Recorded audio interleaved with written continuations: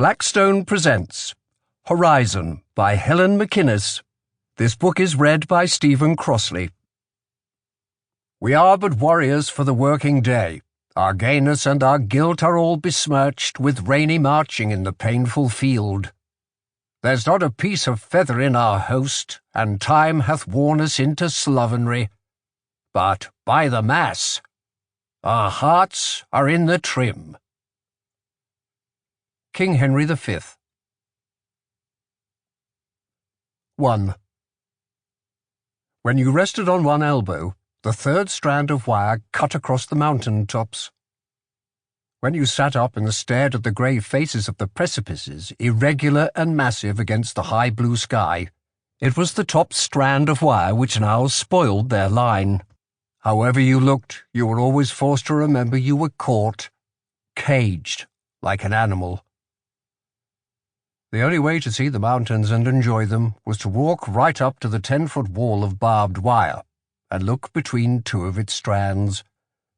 Even then, although you weren't actually looking at the barbs, you could feel them, twisted and jagged, trying to draw your eyes away from the mountain peaks. And then a sentry would yell some fine Italian curses at you, and if you didn't move quickly enough out of the 20-foot zone behind the wire, a bullet would whistle towards you. It depended on the Italian's temper whether it whistled high above or unpleasantly near your shoulder. Peter Lennox's set face, grim, hard, expressionless, turned away from the view of mountains. He felt his tense body might give his thoughts away. He leaned back on his elbow again. His fingers touched a solitary tuft of grass blades, pitifully small and yet growing in spite of the heavy boots which paced over this ground. You have a view, Lennox was thinking, but you cannot enjoy it. You've fresh air, coming down from the freedom of the mountains, but all you can smell is the tannery which lies between them and you.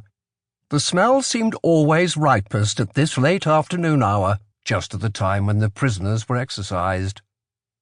Perhaps that was why this period was chosen for their daily 40 minutes of fresh air. As a prisoner, you had come to believe that anyway, whether it were true or not.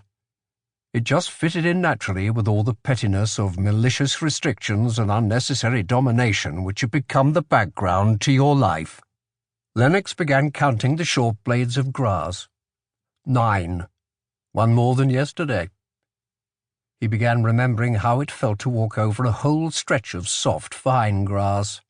Hundreds and hundreds of blades, thousands, millions of blades of grass. Sample complete. Ready to continue?